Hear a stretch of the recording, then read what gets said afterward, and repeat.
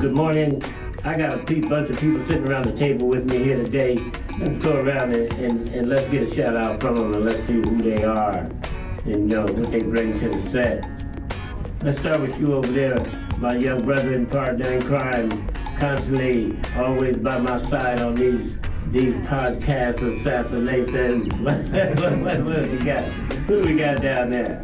Yeah, so I want to introduce Mims Rouse. He is the founder of the African American XY Program LLC. His organization, a budding software development firm, supports youth and parents, focusing on education, career, and lifestyle.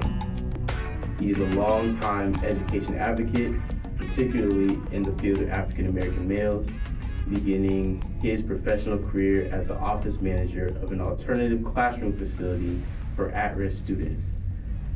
He continues his advocacy as a cultural navigator for an education-centered organization, providing youth with the journey through the African American experience. Welcome, Mims. Thank you.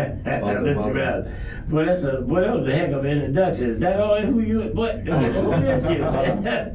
to the house. But we got a couple other cats coming around here. Ma'am, some of my partners is also sitting around. Welcome, Mims. We're going to chop it up with Mims here. Okay. But we got two other cats sitting at the table with us, too. Y'all take a minute to introduce yourselves to our listener base.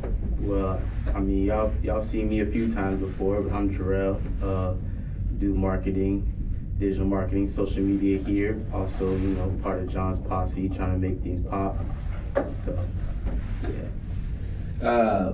Hello, everybody. My name is Alex. I am the business navigator here at the Seoul District Business Association. Prior to this, I've got about 15 years in the banking and finance industry, and my role pretty much here, to put it in a nutshell, is to help you start a business, or if you've got a business, help you navigate through the complex systems, as John always says, and figure out how to make it dance. Well, welcome, yo, Mims, and welcome, man. This session, I just wanted to chop it up with you a little bit, man, about, I know you ain't no stranger to the game of things that are going on in the education system, but pretty much so primarily, man, I'm just concerned about what's going on with our young African-American men and young folks that are in the school district these days, man. I mean, but there were so many other topics that are going on in the world today, man. It's like this thing going on in Tennessee. What y'all think about that? Before we get to that one, Mims, on just real quickly, let's just drop it. Man, they got this cats in there, man, where it's a young African-American brother on a police chase. They catch up with him, and the first thing I hear on CNN later on is that 5 police beat a young African-American male like he's a piñata. Mm-hmm. And I found it rather interesting that they used the piñata word in it, but the fact of the matter is the young African-American male died as a result of that engagement. Right. Now there's this conversation down on the table about these 5 African-American officers that have beat this young cat to death. But they were saying, I heard some statements and some things said where they talk about, well, it's not so much the color of the skin when it comes to how African-American males, young males out there in the streets are being treated by law enforcement. It's like a MO or something. It's like you come into training, you become a police officer, and the first thing in your training, somehow it like targets you to just go after this young male, this African-American male, and treat him unjustly. What y'all think about that, man? I mean, isn't this some crazy shit that's going on with this? What's up with this? What y'all thoughts about that one? Yeah, for me, John, when you say crazy, for me, crazy is irrational. And this isn't irrational. Growing up, we heard a lot about systems, and don't get caught up in the system. And you're probably from that generation as well, right? Yeah, sure. Mom used to always say, boy, a hard head make a soft behind. And that man sitting up on that bench with that hammer is going to have the last word. She'll always tell you. Yeah, absolutely. And so today when we think of a system, we think about electronics. And really the system isn't so much electronics, it's protocol, it's policy and procedure. And so these cops are simple agents of the system. And if they didn't do what the system required them to do, then they would be terminated. Wow. That's a hell of a view, and you're hitting it on the head. Yeah.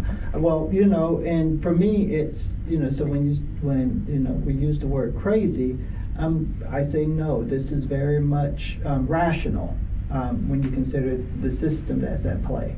And until we disrupt the system, then we can expect a continuation of this for more generations. And I think for me, education also includes helping students recognize what's at play, because many times they're lulled into believing that there is no system, or they're not even cognizant of the fact that there is a system.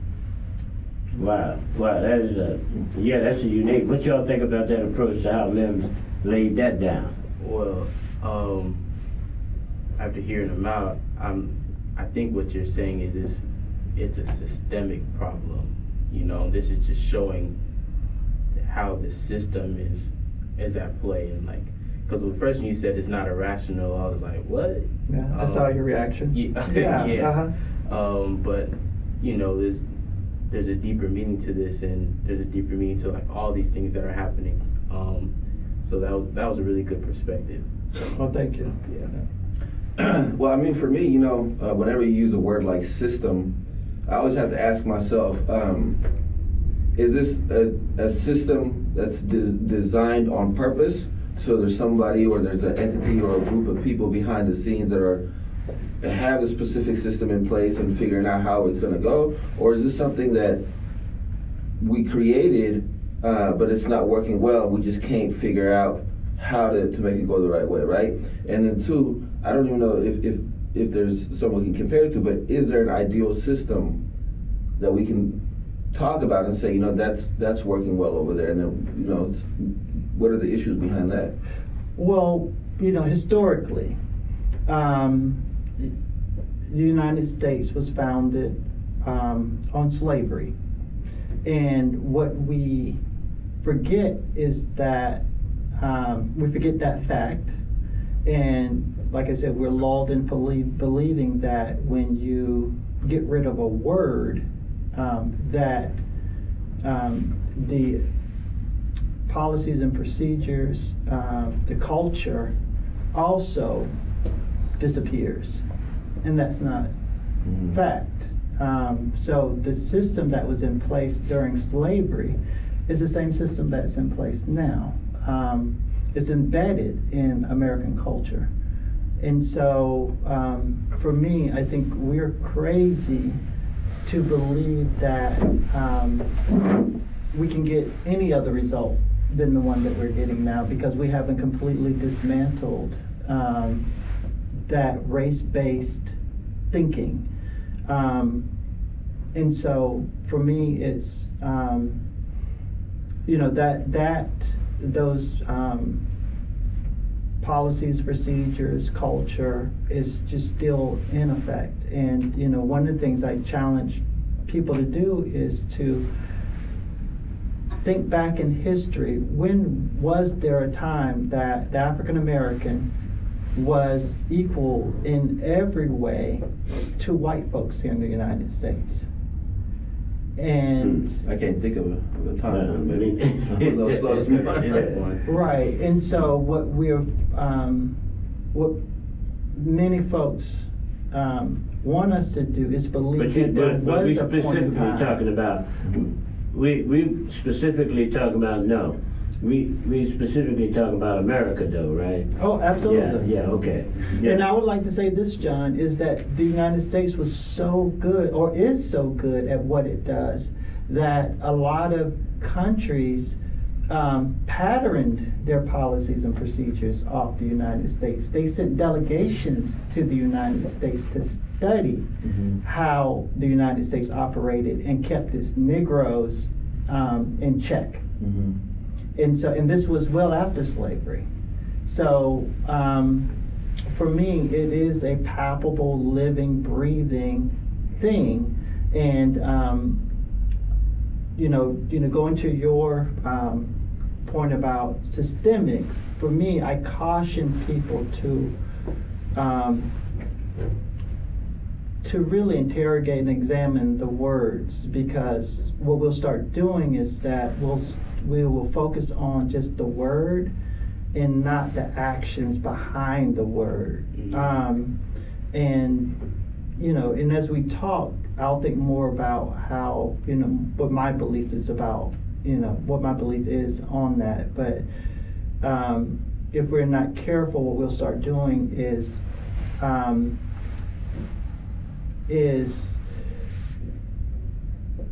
we won't bring in the actual agents who maintain this system. We'll say it's systemic, and not hold people accountable. Yeah, man, the more you talk, not to go sideways, but something just keeps from a philosophy class that I had in school. It made me think about Hobbes. And, them cats, play those Socrates, Hobbes, and all that. And I think it was Hobbes that wrote something about a new man, and how a society always considers a new man. And when, in fact, as a new man awaits a new society, as a new society awaits a new man. And so it seems to me like when I think about what you were saying, this is what I'm hearing, not just these words like systemic and all those other things, but what I'm hearing is the condition that was set forth and the precedence that was set forth for the African American or the black in this country. Its DNA and its destiny, the formula, the way it's established is established, and the trajectory is established to get us to where we are today.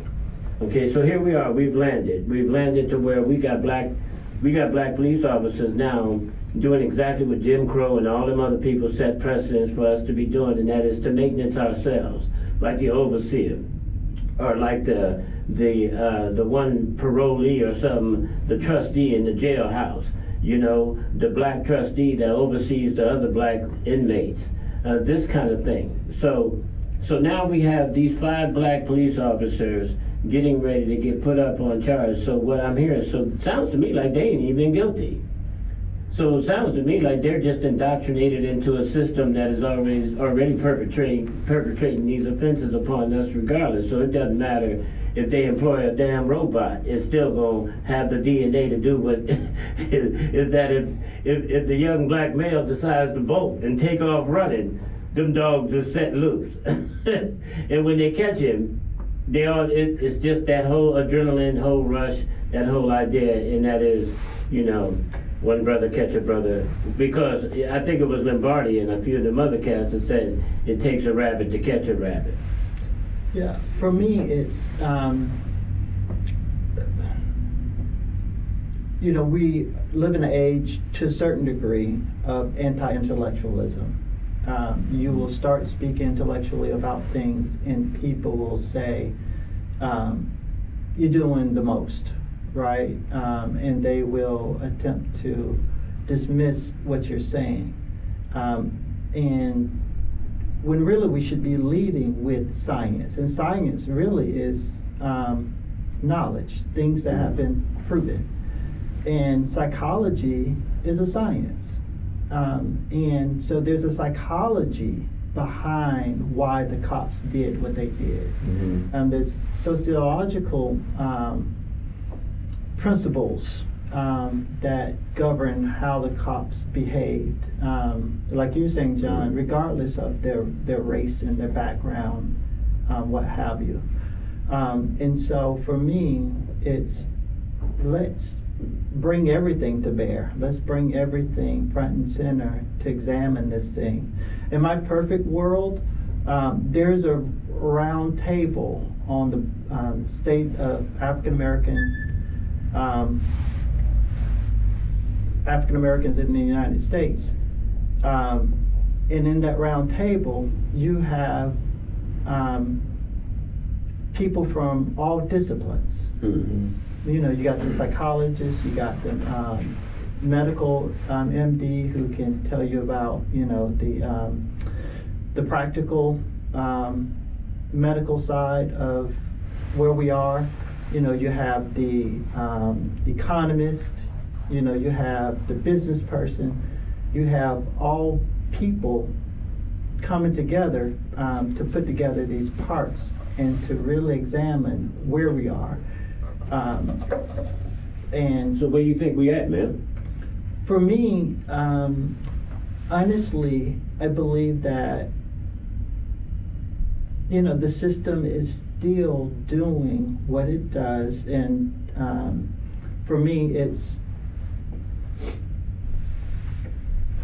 more suave. It's more It's covert. more sophisticated. It's as you more say. right. Yeah. Yeah, but it's pretty much the same that it was immediately post-slavery. You still walk in neighborhoods, and you know, I read somewhere that says black skin is an affront to white America. Just being black, you're challenging white America. When you walk into those white spaces without opening your mouth, without saying a word, you're challenging them. And I've seen myself, you know, I've witnessed it myself, walking into a space and I'm standing and folks will bump into me. Yeah. Sometimes I haven't moved. you know, that's an amazing thing, because you did point out something. Because I actually did a study of this. It's like I used to ask people all the time, do white people have an affliction to saying "excuse me"? It's like that word, like they may say it amongst themselves, but I ain't never had a white person ever bump into me and say the word "excuse me," or "I'm sorry." That doesn't surprise me. Yeah. And it's the most fascinating thing I find, and it actually makes me a little bit more aggressive in some ways. You know, this motherfucker. You know, but anyway, it's like But you know, Mims, like, so whenever this topic comes up, I always, for some reason, I always fall back into this, and I think my theme phrase for the year, John, is going to be navigating systems. Is so post-slavery, we started seeing a lot of ideological movements amongst African Americans for wanting to nationalize, right? So we started to have a lot of people like Marcus Garvey and those that came before him and after him want to basically create our own communities, our own, you know, education, our own police system, our own towns, whatever. I mean, all the way up to Malcolm X was at one point talking about just creating our own separate country within the United States, right? So when we talk about navigating systems, would it be better if there was just our own, I guess, our own community that we could govern ourselves in, or would it have been better for us to continue to try and navigate within this melting pot that is America? And so when we talk about that system that you're talking about, does the difficulty come in because of the integration that we decided to go through with, or would it have been better to not have integrated? You know, growing up, and that's deep. I mean, that's the big topic that's coming up right now, where people say the integration. I thought reparations was the one that was the topic that was coming up, but it sounds like we ain't gonna get to that. You know, I think that it's really all the above. You know, it's reparations, and what you would call reparations, I would call restorative justice. Yeah. You know, it's a fact. So the United States has laws, and it will, working with the federal government, I've learned that it's really all in how that law is interpreted, right? And so it's a known fact that, I mean, in law, if you damage someone in any way, you owe them restitution. You have an obligation to make them whole. And we abandoned that law when it comes to African Americans, because that's America's only number one black eye. No matter where he or it will go in the world, and you know, and in most places, I mean, we even looked at this the World Cup situation, right? Over there in the country that it was, and what came as a result of how we entered into that space. you know, that space, talking about how they treated their women and all that. And guitar. Right. Mm-hmm. And yeah, guitar. And I think the funniest thing is their response. And it's the same response all over the world, is that, how dare you come in here and talk to us about how dare you come in there and talk to us about how we treat our people when you can't discuss how you treat your own. Mm-hmm. You know, and all over the world, that's his black eye. But I would assume, okay, so let's say I'm trying to change, right? Let's see, because it's something Alex always trying to kick around all the time. He always say, well, how come this discussion about with black people and that, it always turns into a negative conversation, right? It's like, woe is me, like somebody getting masked on, pushed on. And I don't think America looks at us, and to me, at least for me, America looks at us and goes, well, you know, we would probably give them a whole lot more respect if they fought for what it was that they wanted, right? Mm-hmm. And we looking at it going, well, you know, well, they done whooped us down. There's more of them. They got bigger guns. They got more this, that, whatever. But the point of the matter is that a new society awaits a new man, as a new man awaits a new society, right? So let's see, how do we as young people, because most of y'all are younger than me at the table, and y'all have insight and views and perspective. And I think Alex made a really interesting point by asking, did integration really help us or hurt us? In terms of that overall formula that you're looking at, in terms of the systemic woes that we experience, right? But is that so much that integration affected us in terms of our disposition, but more so affected us in the way we see ourselves in relationship to how they see us? Well, you know, John, to go back to one point you made about not respecting someone who won't fight back. Right. That's a basic American principle, is that we love aggression. Right. And we vote on our presidents based on how aggressive they will be. We vote on our mayors, governors, you know, when they come in and they say, you know, at one point we started using the word czar for different leaders of different movements. And so that's very much an American way of living. For me, like I was telling you, John, you know, we come from a time, I'm 50 years. Did you know there's a new national broadband map? You can learn more about the internet services available in your area and help improve the maps by visiting broadbandmap.fcc.gov. Again, that's broadbandmap.fcc.gov. Years old, and growing up, my mother was interviewed on integration, because that was a new thing when she was, you know, in her early adulthood, and she was adamantly against it. And I never understood why she would be against integration. And then I came into the knowledge of why she would be against it. Because when you look at black society, when you tell that whole story back in the day, if you needed a dentist, you sent a student to college. That student came back to the community and was that dentist, was that accountant, was that everything, banker. And so the community had people who knew that culture, knew that way of life, and could provide the services that that community needed. What integration did, particularly in teaching, was that it ruined the teaching gains that we had made. And this was an education for me.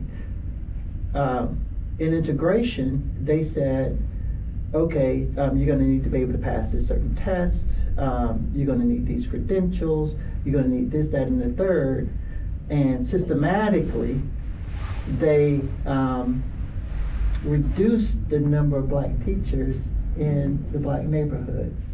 And now you have white teachers, because I grew up in an all black neighborhood, and I didn't have one black teacher. I mean, I grew up in a solidly black neighborhood. I probably didn't know white people existed till I was 10 years old. And this is, you grew up in Portland? No, and Okay. I grew up in a town outside of Orlando. Okay. And it Florida. was Florida. Mhm. And it was your basic town where the railroad tracks separated you, right? And so we'd go across the railroad tracks briefly to go to the grocery store, but even that grocery store, the one that we went to, was all black, except for management. It was a well-to-do white family that owned that grocery store. But so for me, integration was not good for us because we never dismantled the systems that were at play. And so So is that system the same system that you may perceive as the same curator or creator of critical race theory? oh, absolutely. So critical race theory, the only thing that it does really is explain the system at play. It doesn't propose anything. And so It's more of an avoidance to me. right, Yeah. so it's Yeah. back to that anti-intellectualism, especially when it comes to exposing America's past. Because what we most of us know as history is folklore, it's fantasy. And critical race theory tears that to its bones and reveals what it really was. Like in politics, I'm learning that you go for those highly visible but maybe not so effective wins. And that's what integration was. It was highly visible, but it was detrimental. Yep. You know, for African Americans, because one of the things that African Americans experienced, which was different from our brethren in other colonized nations, was that we always made up a smaller number, especially post-slavery, than whites. And so there was no chance for us to really build, especially being integrated. There was no way for us to actually build because the system has a reaction to everything that you do. And But it's so- designed that way. I mean, as an instant response. I mean, come on, let's look at it. I mean, let's look at the bigger span, right? I mean, the response was when civil rights came, right? It was real clear that civil rights was formed for a reason. And the whole essence of the response to civil rights was this construct you're talking about, this response. But every time there's a structure set forth to somehow liberate that result, that historical result that lead us to where we are, anytime that attempt it's thawed by something, it's confronted by something. So you got civil rights, and then came diversity, right? And diversity came and it said, let's put everybody on the platform of civil rights. And they understood because simultaneously affirmative action was being attacked in one of the Ivy League schools, right?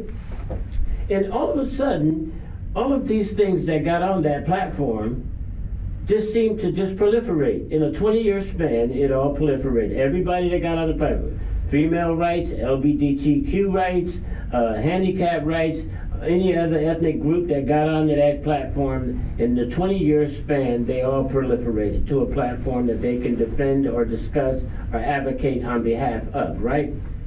But quickly on the heels of that same thing, equity and diversity came into play. Now, hold on now, this whole process, excuse me, I may be antiquated, I might be old school, all this, but I can't breathe. You know what I'm saying? Because so much come down the pike at me at one point in time where I'm still trying to figure out how I'm getting a little bit of equity or a little bit of liberation or a little bit of something as a result of all this fighting and enduring and suffering and trauma and all that. And now all of a sudden I'm being buried with equity. Well, I don't know what your young men think about this, but perhaps y'all might, this very thing may be the end result. Because here's my thinking about this, Mims, and I want to, at the same time, I want to telecast to y'all. I want to transition at some point on this because I believe you do have your hands on some proposed solutions, okay? But I think what I'm seeing at this point in time, when we look at the history of all of this stuff, race relations and the political influences over that, and the, how would you, the semantic old narratives is what a sleight of hand. Who you believe, me or your lying ass eyes, all that kind of stuff that goes on. It just keeps coming, right? Yeah. The hits keep coming. But one thing that won't seem to go away is the fact is that there was an injustice done, and there continues to be one. Now, that's a black eye. I don't care which way you look at it. And that black eye, you will never be able to repair that black eye to those viewing you demonstrate these behaviors and characteristics. You'll never be able to just wipe that away. But the attempt is to make that issue go away. Now, that's an operative word. Now, it's one thing to address and habilitate something or even admit defeat, right? But it's another to maintain pride, dignity, at the same time dealing with one of the worst atrocities you could possibly palate for yourself and say, I'm okay. Because you're not. America's not okay. We're dealing with some hard times. I was listening to the Blind Boys from Alabama last night, and they were singing, and they were singing some church stuff. But what they were saying is, look, things is rough out there. Y'all got to get it together. Mm-hmm. So Mims, now, you also sit as the executive director of the Black Male Coalition. Coalition of Black Males, right? And that's actually a real fascinating intersection for you, because you have that and you have this motivation and desire to somehow or another raise the dignity and the integrity of the African American male, the black male, in education and those things. Speak to me a little bit about where we're moving, for how we're moving forward in this process in terms of those two elements you got your hand on. What do you see that's encouraging in those two environments? So, I like to report that we're making great gains, in education, and we're not. It's the same old fight. I think what we're doing is we're getting more comfortable identifying the problem, but we're still not ready to really. We're still really not willing to take the pill that's needed to heal, right? Yeah, especially if that pill is as big as that bottle over there. To some people, right? Yeah. So one of the things, when you consider white supremacy, equality to a white supremacist is pain. It's to a person who's never shared power, is punishment to now have to share power, when really it's just right. And so how do you, and we haven't, and this is why I say we really haven't made any gains, is because we really haven't. We've gotten some local power. We've gotten some power, in certain localities, like maybe some of the black towns, Atlanta. We have local power. The Hispanics have local power in Miami. The Asians have local power in San Francisco, Seattle. And so, that might feel like, but when you consider the nation, right, it's the same old thing. Those are bubbles. Yeah. So for me, it is focusing on the youth and having them understand that the same systems that were in place immediately past post-slavery are still in place now. And it's dangerous to fall under the impression or back to sleep thinking that it's all about we live under an egalitarian system, because we don't. You know, that white CEO, when he sees a white male with potential, he sees himself, and he's going to make way for that white male. And if you have a white male, young black white male, I mean a young black male and a young white male, and the CEO is white, it's more likely that he's going to see himself in the white male, and he's going to move, make moves so that his replacement is that white male, because that's how he gets to live. Because in certain philosophies, you live through your progeny, and that's how in business it's. I would argue that it's no different. So, Mims, you believe? Well, my sense is you've been investing some time in mentoring. Absolutely. And how do you see mentoring affecting this woo that we're talking about right now, and the benefit? And I also understand you're experimenting and got your hand on looking at how technology can perhaps assist us in improving some of this dilemma that we're dealing with. Talk to us a little bit about that. So for me, it's, like I said, why not use all things that are available to us, to include technology, electronics, in the form of electronics. And so, that's one way. The youth, like I said, are key. And Hitler, that's why he focused on the youth so much.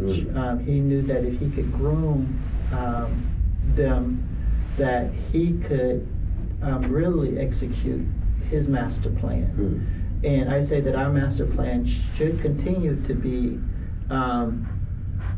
equity until we reach equality. And so, let's go forward with that. Mentoring is so important because we as not just humans, but as mammals, mimicking is how we survive. I was watching this show, and it was taking place in Africa, and this woman was washing her clothes by the river, and so she took some laundry out of the river and she beat them along, on the bank, and this orangutan kind of nestled up beside her, watched what she was doing, and grabbed something, dipped it in the river, and started beating it. Kind of like, am I doing it right type of deal. And so it's very much a human trait. And so I think it's integral to the human experience, and especially key in overcoming. And if we can systematize it, if we can get buy-in on a national level, then I think that we're much more able to succeed. Gotcha. Hey, Mims, well, you offer a real fascinating approach to some of these things, man, and I do appreciate the work that you've been doing. Thank you, John. Hey, man, how do people get involved with what you're doing, man? Let people know how they can reach you or get a hold of the organizations and the things that you're participating with. So, the best way to reach me is on the software side. It's Mims, Mims.Rouse, Rouse, at AfricanAmerican, one word, -xy.com. And, reach out to me, send me an email if you are interested in the nonprofit space that I occupy at the Coalition of Black Men and want to contribute. And I would say, living here in Portland, I believe that every black man should be a member of the Coalition of Black Men. I agree with that. And so that's my mission, is for them to become an active member with us. And so on that side, it's M Rouse at clbmpdx.org,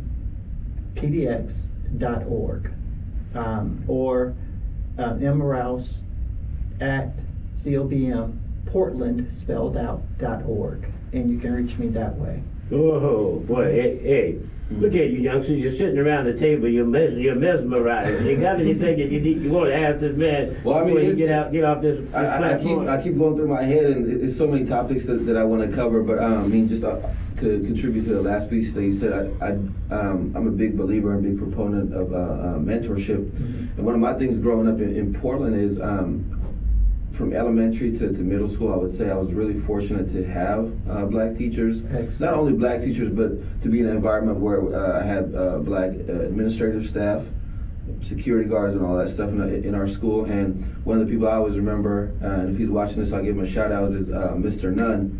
And he, I believe he's currently a teacher. I know I saw him teaching, I think, at the university level recently, but I went to Whitaker Middle School, and for some of y'all that went there, you'll probably remember him.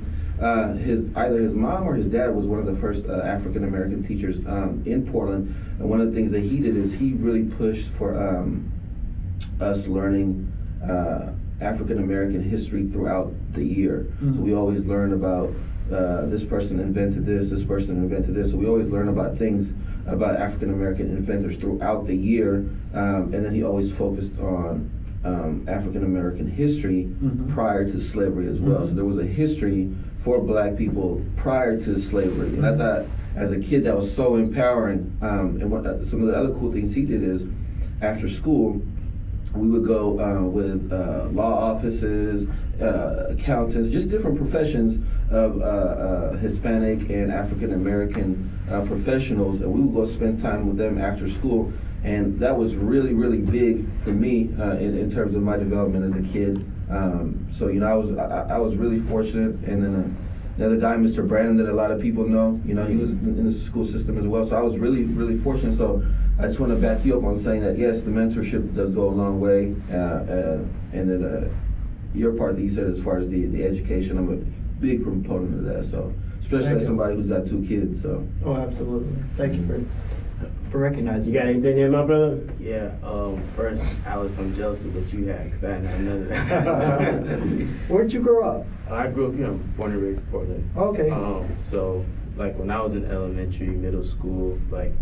What elementary and what middle school? I went to Beach Elementary from kindergarten to 8th grade. Most, if not all, my teachers were white. Okay. And then this was like when gentrification really started to hit that area. So every year, less and less minorities, less black students would be there. So then by the time I was in like 8th grade, I was like one of 2 black men in my grade. Then when I went to high school, I went to a very diverse high school, De La Salle North. Right. But like, which was really weird, like all my teachers were white, so like when you were saying that, I was like, oh, that was my experience too. So like my teachers weren't really able to fully connect with us just because there was kind of like that barrier and stuff, but it was like, it wasn't too bad because they were still trying to help, but it was kind of just like they couldn't fully give us the support we needed because it was, they would come from all these like prestigious high schools and stuff, then to come teach you like a whole different thing. Like we needed entirely different resources, entirely different forms of support, which they just didn't really know how to offer it to us,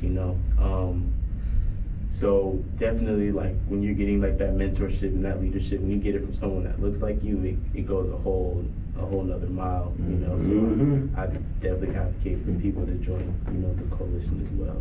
You know what's funny? Like, so when I was in college, they had this thing where if you had a certain amount of credits, you could be a substitute teacher. So I went to UNLV, and one of the things they used to say is, if you do substitute teaching in this, I guess, a suburban neighborhood, you get $80 a day. Okay. But if you go into this urban neighborhood, we'll give you $120 a day. You know what I'm saying? So when you start thinking about like, okay, these teachers coming in and not knowing like how to deal with certain kids, it just kind of made me think of that. So.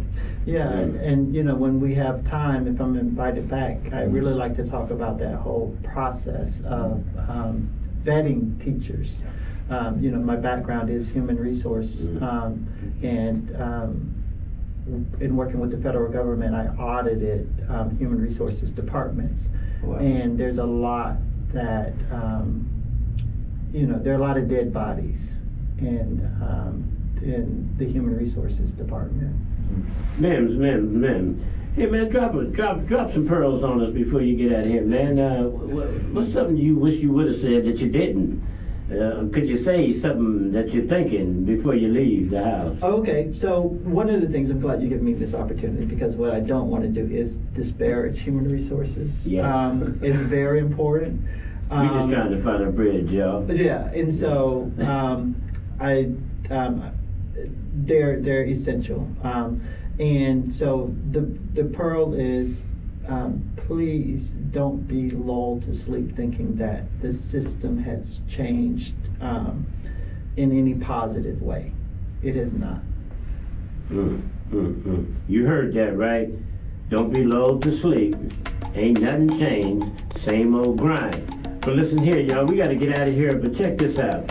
I do appreciate Mr. Rouse coming in, Mims Rouse coming in today and dropping some of that pearl of insight and wisdom about our young African-American men and the systems that we have to engage. Education, justice, economics, you name it. But hey, look, don't give up. Keep up the fight, y'all. One step at a time. Don't hate on us. We just trying to find a bridge, y'all, over here at Flosser Media. Just trying to share with you a little bit of our insight. Y'all have a good, blessed afternoon. And hey, this is Black Beat, and we trying to beat on it. You hear? So y'all have a great afternoon, y'all. Peace. We out. Peace.